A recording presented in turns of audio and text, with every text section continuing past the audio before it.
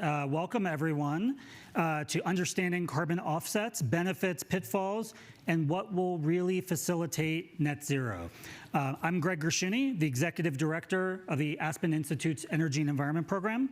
The Energy and Environment Program works to move people, organizations, and governments towards taking greater action on climate change. Included in that is a series of policy dialogues that we do year-round, seminars, developing future leaders, interacting between countries like the US and India and the US and China on clean energy and climate change, and last month's Aspen Ideas Climate in Miami Beach. Part of this work that we do is especially focused on how companies can reduce their emissions. One way to reduce emissions is to reduce actual emissions through purchasing renewables to replace other generation off the grid for facilities, changing transportation of goods, or replacing fleets with electric vehicles. But for some companies and for some activities, economic alternatives just aren't available yet. And so this has created a market to purchase carbon reduction that others create to offset emissions that one's putting into the air. So today, we're going to talk about these carbon offsets and their role in achieving a net zero greenhouse gas emissions economy by mid-century. We might discuss the transparency of accounting, societal benefits of creating offsets, and what the future of offset markets might look like. So with me today, I've got three experts to talk about carbon offsets. To my left is Linda Kelly, the Senior Vice President of Programs and Partnerships at carbonfund.org, where she works to expand the organization's portfolio of carbon emissions offset projects. To her left is Christina Friedman, the Global Head of Environmental, Social, and Governance Strategy at PayPal. Prior to PayPal, Christina was the lead ESG research analyst at Calvert Research and Management, and also worked at the US EPA, the House of Representatives, and Citigroup. And to Christina's left is Bill Leslie, the CEO of Soli Solutions, a sustainable transaction processor that provides companies with sustainability products and services. So to start off, I want each of our panelists to talk about how you interact with carbon offsets and what that means for your organization. So Linda, why don't I turn to you? So carbonfund.org Foundation is coming up on our 20th anniversary. We're a 501c3 environmental nonprofit.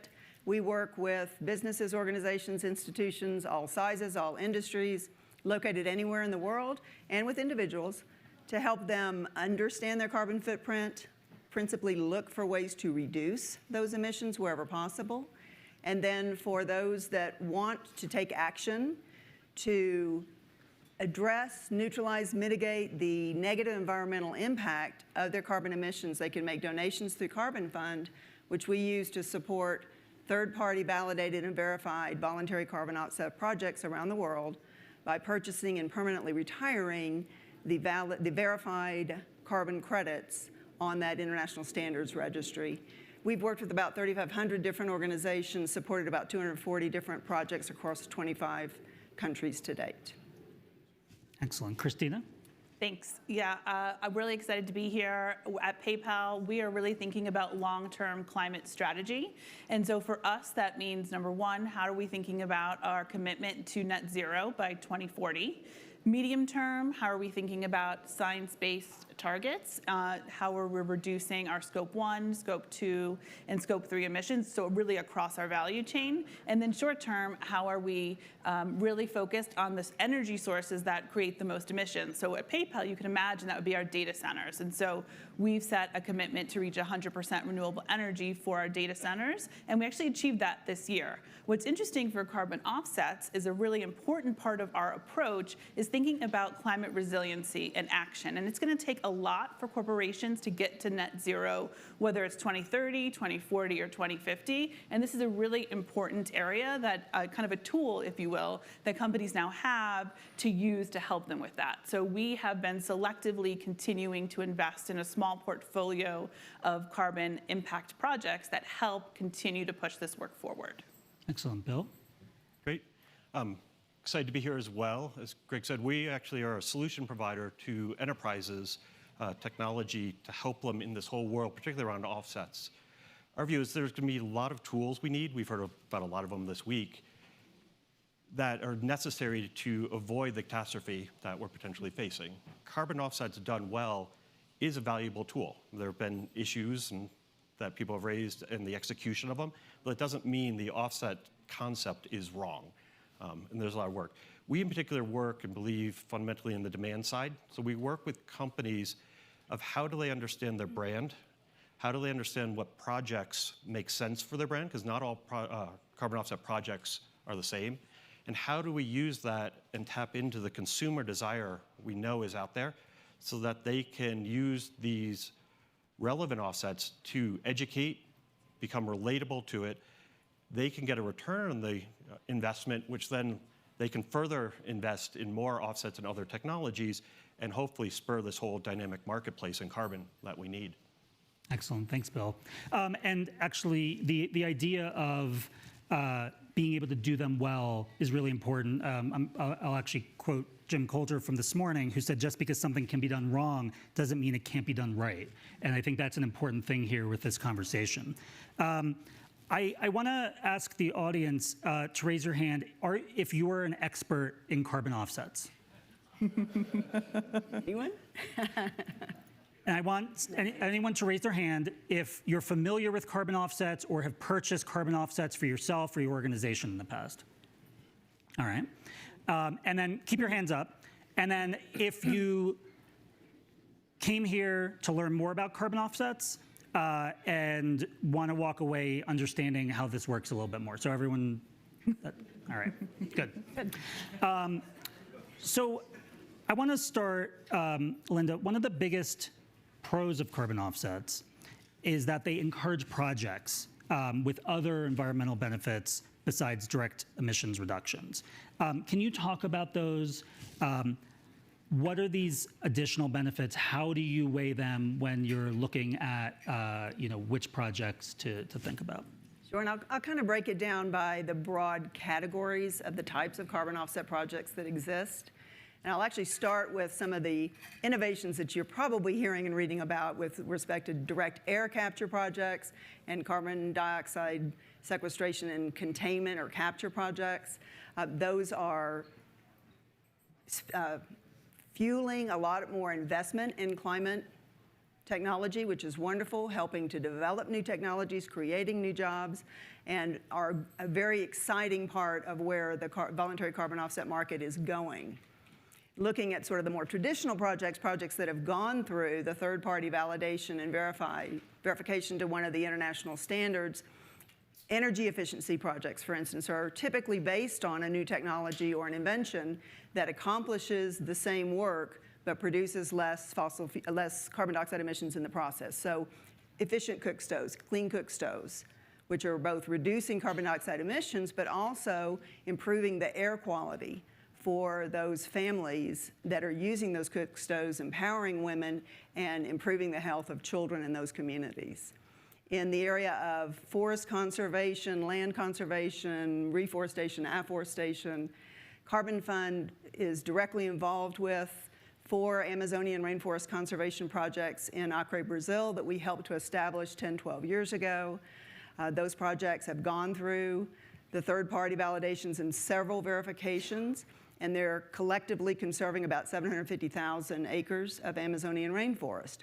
But the projects also have biodiversity camera monitoring systems, and we're feeding information, camera footage, night camera footage to local environmental groups that is helping them track endangered and threatened species on the projects. We work very closely with the local communities and have built health clinics, built sanitary facilities, built schools, provided medical and dental services and equipment, provided school equipment and supplies, and trained local community members in sustainable agricultural methods and some in actual forestry management maintenance and are involved in and employed by the project. So those projects tend to be what I call very charismatic projects. There's a lot of story there and a lot to talk about. Even in the area of renewable energy, you may say, well, one wind farm is the same as the next, but if you look closely for co-benefits, it really can help an individual or a business to decide what kind of projects to support. So for instance, take methane, landfill methane gas capture. So a landfill installs a system to capture that methane gas and they destroy it. But some landfill methane gas capture projects then route that methane gas through scrubbers and into generators and produce a renewable source of electricity, which they use to power the landfill, then perhaps deliver back to their local grid. We're familiar with one project in the United States that even went a step further. They already had the gas to energy installation, but several years ago they installed a food biodigester and struck an arrangement with a local food processing plant to receive tomato slurry into that food digester.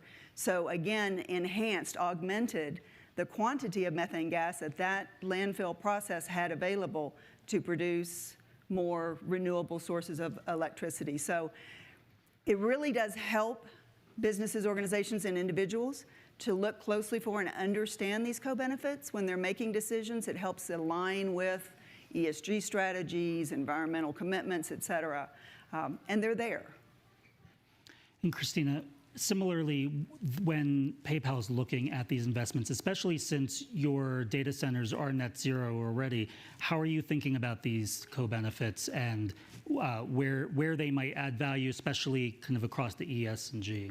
Yeah, thank you. I think building on Linda's point, right, what we're really trying to think about is holistic impact, right? We want to make sure that the projects that we're funding not only are providing a climate impact, but also supporting the communities on the ground. And so what we've done is continuing to mature how we're evaluating, how we're identifying portfolio projects with the help of Carbon Fund, actually, on one, particularly in the Amazon rainforest, where we worked with the indigenous communities and supported that project.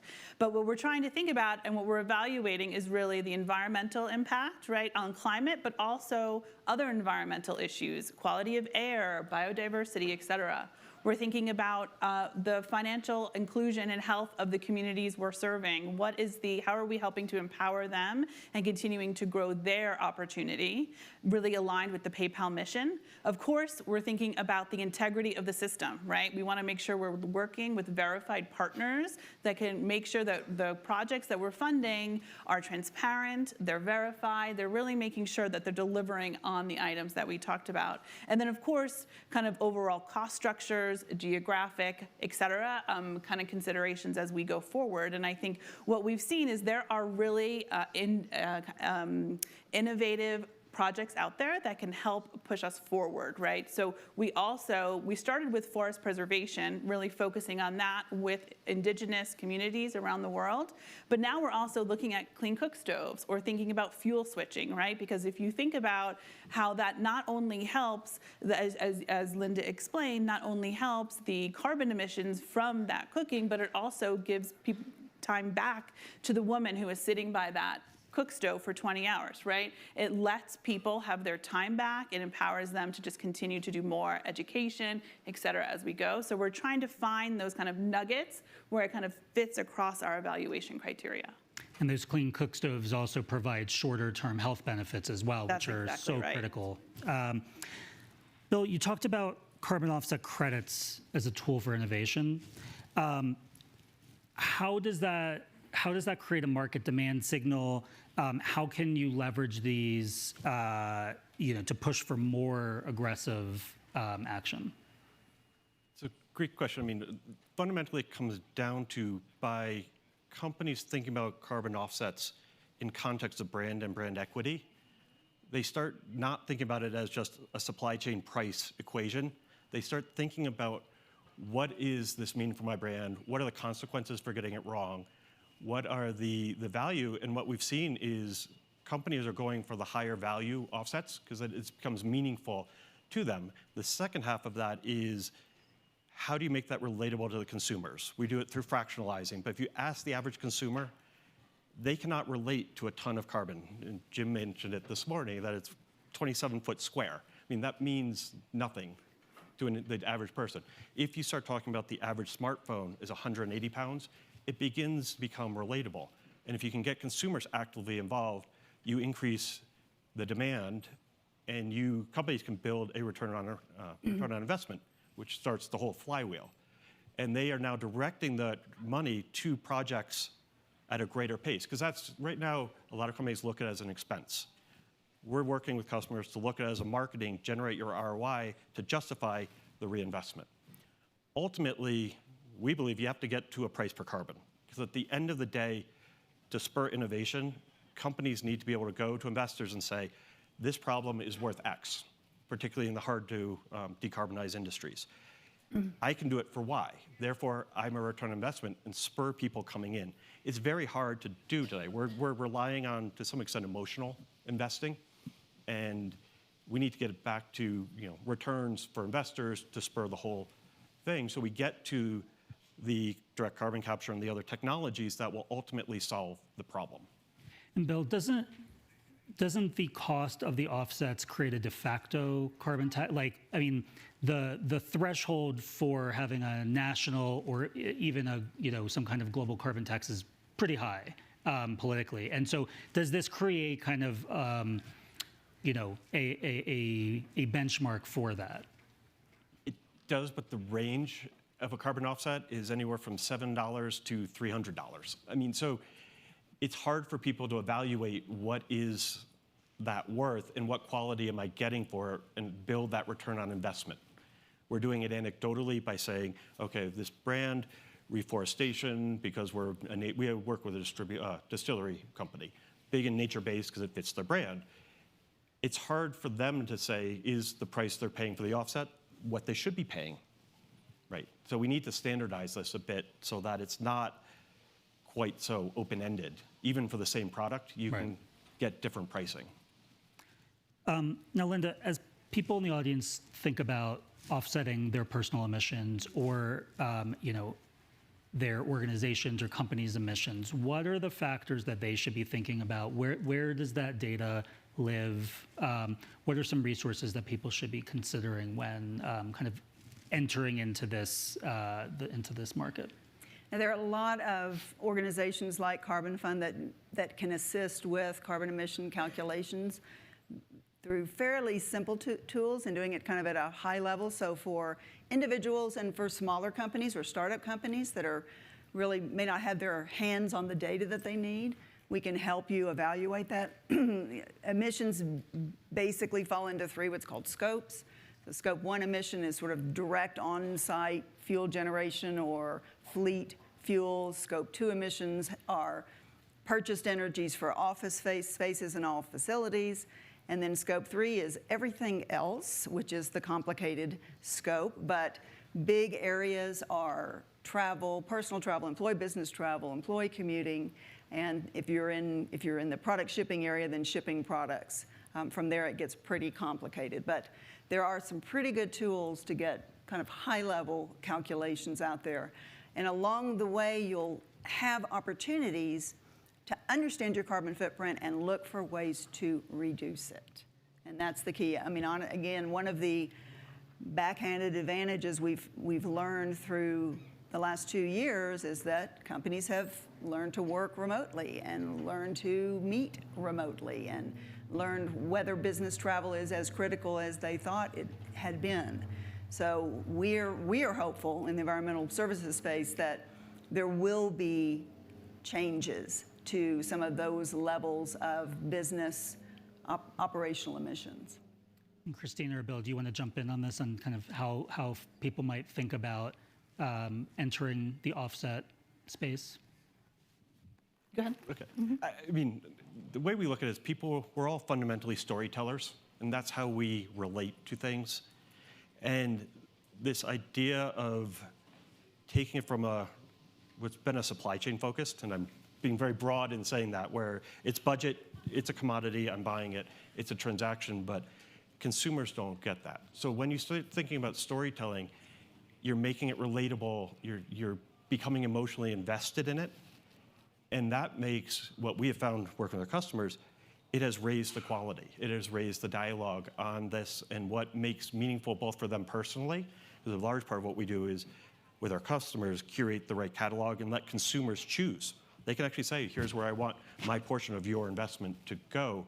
Then you're generating these ideas, generating the marketplace. And I said earlier, ultimately, we need this marketplace to become dynamic. And offsets, we're always going to have there's a role for them. We can't cut our way to zero. Right now, the role really is to get companies used to tackling this problem in a real way and buy us time and investment dollars to get to the technologies and bring the price down for where we're going to need to be. Yeah, I think it really is about empowering the consumer to make the choice, and having them understand and know what's available to them and easily digestible information. So when you're making the decision to have a purchase or complete a transaction or thinking about your flight to Aspen, you can say, how am I thinking about that in a broader scope, and how are we thinking about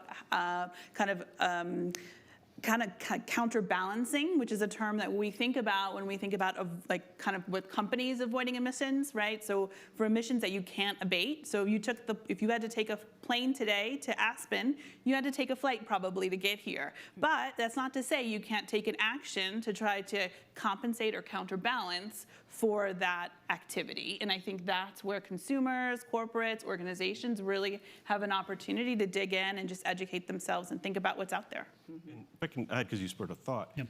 the other thing we've seen working with marketing is by attaching offsets in the projects to brand equity, all of a sudden the consumers start caring about scope 3. Because they're going to say, I don't actually care. I'm buying the phone from you. If you had to ship it from wherever it was manufactured, I don't care that it was Apple or Samsung. I'm buying it from you. So you spur this whole demand generation, which is a lot what we think, but it's a way for companies to justify going after scope 3, because that's hard. It's the biggest part. It's also the hardest part.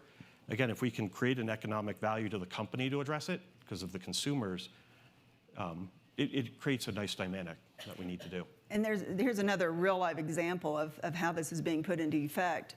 Amazon, as part of its Climate Pledge Friendly initiative a couple years ago, launched a program where they are badging products that are available for purchase on the Amazon platform if those products have received certification from one or more of the 35 different certifications that Amazon has identified. They are all sustainability oriented, but some might be specific to plastic or specific to cotton. They do have 5 certifications that are specific to product carbon neutrality.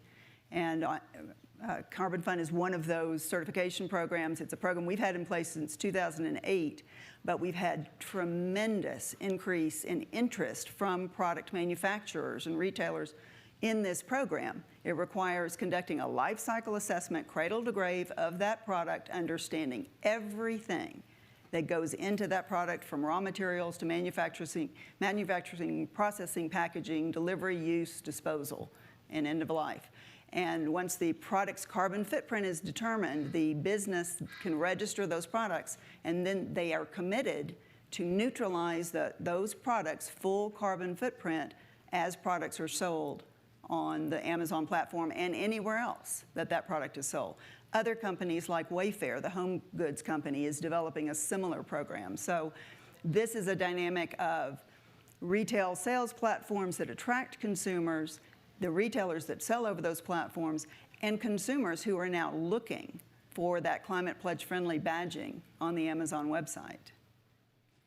So thinking forward, as countries, companies, individuals around the world reduce their emissions, where does that leave offset markets? Where does that leave offsets?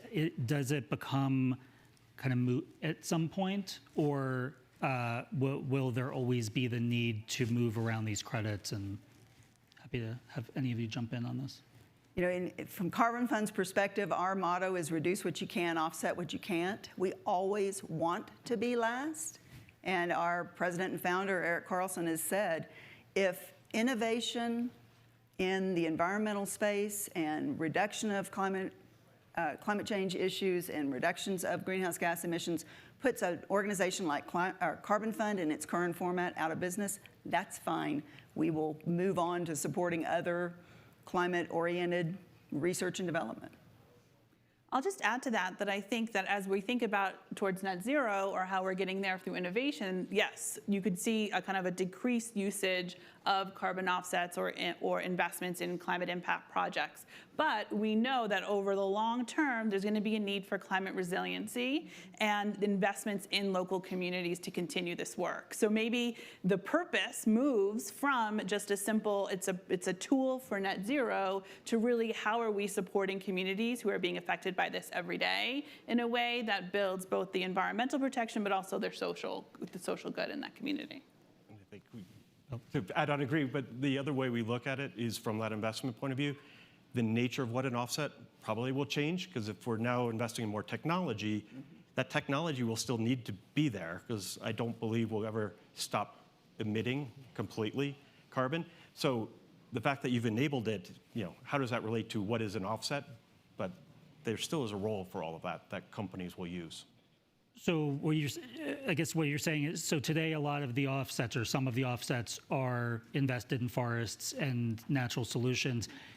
Do you anticipate more and more investments to be in things like direct air capture or other carbon removal It needs technologies? to be both. I mean, it's an and we need the carbon sinks, we need the nature-based solutions, but we can't get there entirely on that. We actually need the technology that will pull it out and make that technology cost competitive.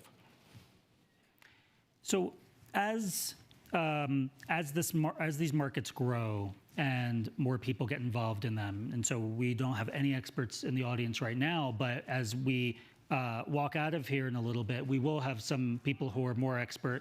We have a lot of people who are purchasing offsets. What are some of the areas that investors should be thinking about in the offset markets, but also what are some of the areas that young people should be thinking about as they're thinking about careers in this space and how they can get into careers focused on carbon offsets and carbon offset markets? Well, I just think that the expansion of interest and investment in climate-focused innovations and technology gives the younger generation, those looking for their next career, wonderful opportunities to invest their time and efforts in those areas. I think for people who are looking at the current carbon offset market, I do think it's very important to understand what the underlying project is that you are going to support. There's a lot of hue and cry for more transparency and for commoditization in the voluntary carbon offset market. The reality is there's a tremendous amount of publicly available information about any third-party validated and verified voluntary carbon offset market. The documentation is all on the registry's website. It's a lot to get through, so working with organizations that are doing this on an ongoing basis and supporting a broad range of projects could be the best resource for understanding where you would want to place your investment. I'll just add, as you're thinking about how do we get involved, I want to start a career in this space, think about the ecosystem is maturing, and to do that and to continue that, you need technical expertise. You need to be able to sift through this information that Linda was talking about and be able to really analyze, is the impact that project providing additional, right? Is it permanent? Will it be cost competitive over time? Is it driving an industry, right? And so I think when you think about what are skills or things that people can continue to work on if they're interested in this space, is really thinking about that analytical expertise, really thoughtful about economic modeling, right? How are these systems working? How are they supporting communities? And of course, engagement, right? This is not a one-actor program. You have multiple folks on the community, in corporate, in organization, NGOs, government, that are all a part of this. And so the more that you can kind of work across those lenses, I think you'll be set up for success in the long run. Build on that, particularly for the Gen Zs coming into the workforce. I see it with my kids. It's as much about their employer and understanding everything you're seeing so they know how to hold their employer accountable. And what we're seeing is purpose broadly, environmental specifically, is as big a cause or for them or concern as the traditional pay, vacation day, all those other things. So building that in the same way we did with financial literacy, that environmental literacy, because we have tons of data, as Linda pointed out, it's how do we make that relatable, understandable, digestible. Part of that's education, part of that's the words we use, and how do we just bake that into the everyday language across all demographics? Because we also don't want to recreate the people who know, the people who don't, because that's going to create another unfortunate divide out there, or the potential for an unfortunate divide. So I've got one more question, and then I want to go to the audience. What are the things needed for these markets to grow and be more successful and to be more impactful, whether that's policy or corporate understanding or focus on what's needed? I think it would be wonderful to think that we could get some globally uniform goals and objectives and policies in place, and there's a lot of initiatives around that. From the corporate perspective, I think there should be some improvement and advancement in corporate disclosure and reporting. Right now, I kind of use an American football analogy. We see an awful lot of companies saying, we're going to be net zero by 2050, but there's nothing behind the curtain. There's no outline of how they're going to get there, and you can't throw the flag down the field and decide that you'll do something about it 29 years from now if you've made a commitment to be carbon neutral in 30 years, or net zero in 30 years. So I think that's certainly part of it, that corporate disclosure, corporate responsibility, teach the employees what their companies are doing and then get them to hold them accountable. Likewise, in the voluntary carbon offset market, there is room for improving and expanding the standards and the types of projects and the innovations that are out there, and to be able to move those to market more quickly, things like some of the regenerative agriculture and the blue carbon projects. We've got to get the standards to make provisions for these different new and innovative kind of projects so that the market can continue to expand. Christina. Yeah, I would say the same. The two that I was going to mention are similar to Linda, which is one, transparent disclosure. You cannot hold accountability if you don't have the information. And so really making sure that if a company, an organization, an entity is making a pledge and they're saying we have offset our emissions, how have they done it? What projects have they invested in? Show us kind of that background. And I think there are entities government-wide as well as standard setters that are moving in that direction for corporates, and they're voluntarily providing that information, and I think that's a good thing. And then I think number two is just continuing to think about the quality of the projects that are available to invest in, and making sure that it is providing that kind of permanent, if you will, emissions reductions that we all want to see, not kind of an add-on or a separate item as we go forward. But I think the public policy, we need the common yardstick, and I know the SEC and other groups are trying to come up with how we measure it, what it means, but our view is that should be the minimum. That should be table stakes. Yeah. And then how do we generate these economic forces and get free market economies going so companies are incented to do more, because it brings them benefit, because that's where you start getting the innovation. If we're relying just on public policy, I'm afraid we're not going to get there. Not fast enough. So let's see what questions our audience has. Let's start in the back there, right in the middle. Hi, my name is Julia. I think recently we've seen the rise of the corporate power purchase agreement, whereby big companies like PayPal, Amazon, Target are contracting directly with solar farms or wind farms. Wondering if you could speak to the role of corporates and sort of spurring the development of future clean energy, and sort of what are the internal incentive structures? Is it just a marketing ploy, or is there other real incentives for these big corporates to contract directly, and spur future development? I'm happy to get us started. At PayPal, we actually have a long-term power purchase agreement where we've helped in Arizona with the utility there to support the build of a solar installation that would not have been built if not for our long-term contract, which gives certainty to the developer in that region.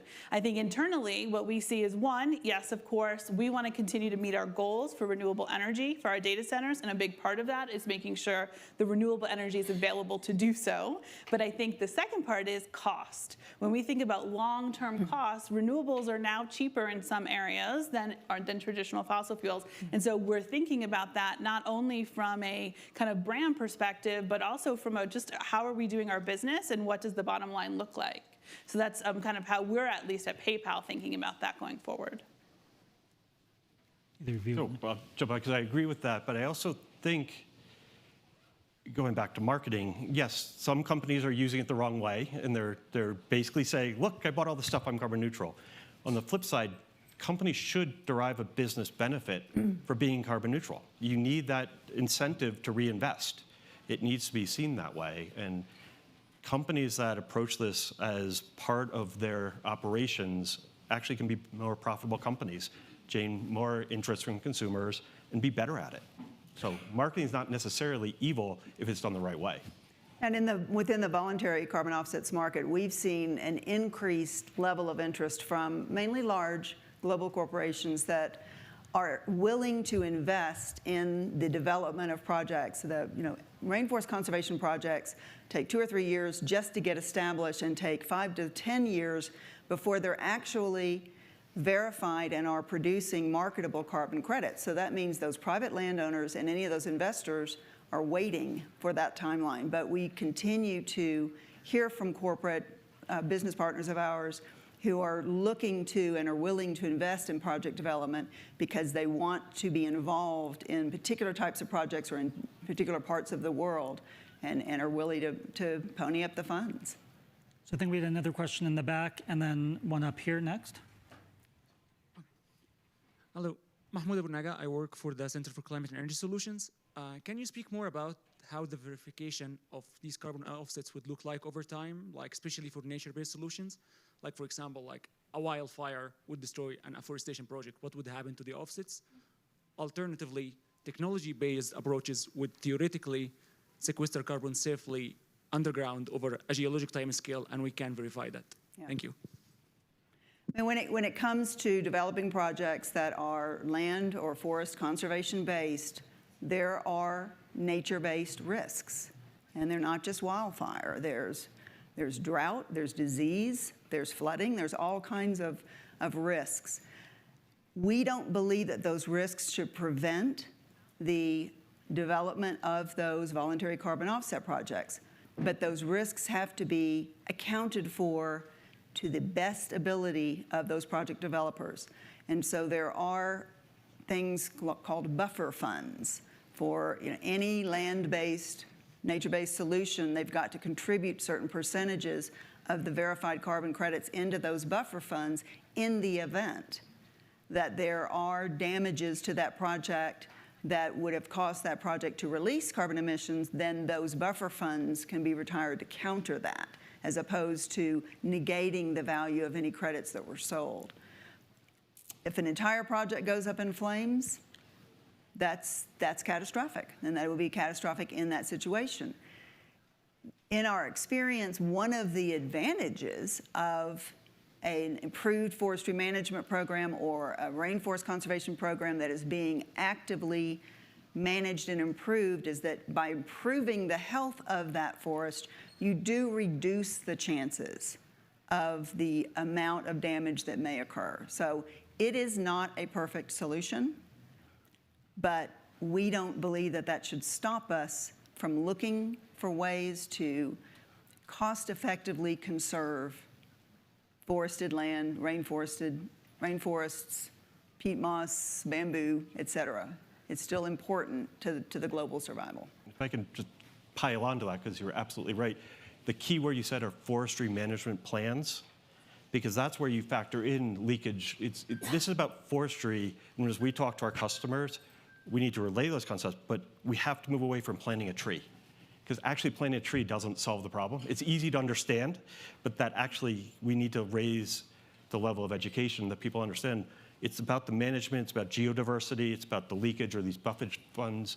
How do we bring that all in and then make that relatable to the consumers and everyone else? We have a question right here. Hello, I'm from San Diego, but prior to that, before I retired about 15 years ago, I was in generation accounting at Kansas City Power and Light. Probably accounted for one of the last coal-fired plants to be built in the nation, I-10-2. And about that same time, people were starting to talk about sequestration. And one of the first things you mentioned was carbon capture and sequestration. Is anybody really doing it? Is the technology there? Are there any public utilities or just big utilities in the country that are even trying that? Because I have a hard time seeing it from my experience. So they are there. There are 4 main providers who are doing direct air capture. The problem is it's horribly expensive. So it's actually not economically viable, which is part of why you're not hearing a lot about it. So how do we bring that price down so it's in price parity? And that goes back to some of the innovation, how do we fund that innovation and bring those down? Because it's right now too expensive. And in the carbon capture and storage, there are a lot of innovative projects that are under development and are having success. There are some where they are injecting carbon dioxide into the cement manufacturing process. And it means that they require less limestone because it makes the cement stronger and it effectively sequesters that carbon dioxide. So we're very hopeful that those types of projects will come along. But I agree, 10 and 15 years ago when we were hearing about this, it was just sort of, we're just going to put a huge pipe down into the ground and flood the underwater system with carbon dioxide, and that didn't seem like a great idea. So the innovations, the innovations that are underway now, we believe will produce new options. And I think a key part of this is that long-term investments will lead to scale, right? We have these pilot projects doing smaller work to just prove out that the technology works. And with ongoing investment, hopefully we can see those improve in size and go to economies of scale as well as actual size of how much can be stored, if you will, in that method. And there have been many large corporations that have made huge investments towards carbon removal projects, toward these direct air capture and or carbon capture and sequestration projects. So that's going to help with the scale. They've got a long-term vision there, and that's what we need. We need to be making progress in every area, but also maintaining a long-term vision. I've got a question here. Yeah, I'll be quiet. Great, thank you. On the demand side, specifically on the consumer side, Linda, you mentioned the work that you do at the Carbon Fund. Mm-hmm. It is a 501c3. Mm-hmm. Can you talk a little bit about the money that I give to your fund and its tax deductibility as a charity? Thank you. Right, so we are a 501c3 environmental nonprofit, and while I'm not allowed to give any tax advice, we do consider all donations that are made to Carbon Fund to be tax deductible to the extent allowed by law and current regulation, depending on where you live. You're making a donation to a nonprofit. You're directing us to use that donation to support one or more voluntary carbon offset projects, and we're doing that on your behalf. So it's not different than making a donation to the American Red Cross and asking the American Red Cross to direct your donation towards a specific flood event. So I want to ask each of our panelists to leave the audience, our new group of experts, with one thought. Bill, do you want to start? One thought. We're at the front end of a developing market. We're going to make mistakes. We have to, well, on many fronts, but we have to understand that. We have to educate. We have to create an environment where it's okay to make progress without being perfect. Because if we're looking for perfection out of the gate, there are a number of industries, particularly the hard to decarbonize ones, that will get discouraged. Consumers will get discouraged. And if we build that feedback loop in, we won't succeed. Christina? Building on that, I'll say every little bit counts in climate action, right? So whether it's your offset program or it's the corporate contribution or an investment in a large fund, every little bit matters. This is a global challenge, and it's going to take all of us to do something to make progress on it. And from an individual level, I would say the first step is reduce your carbon footprint. Look for every way that you can to reduce that carbon footprint. Beyond that, look at the businesses, the retailers that you are purchasing from, that you are supporting, and demand the same from them. Excellent. Well, I want to thank our panelists for being here today. And I want to encourage everyone to attend some of the other heat track sessions over the next couple of days. There's some really interesting ones that'll be taking place later today, tomorrow, and through the rest of the week. So thank you all for being here.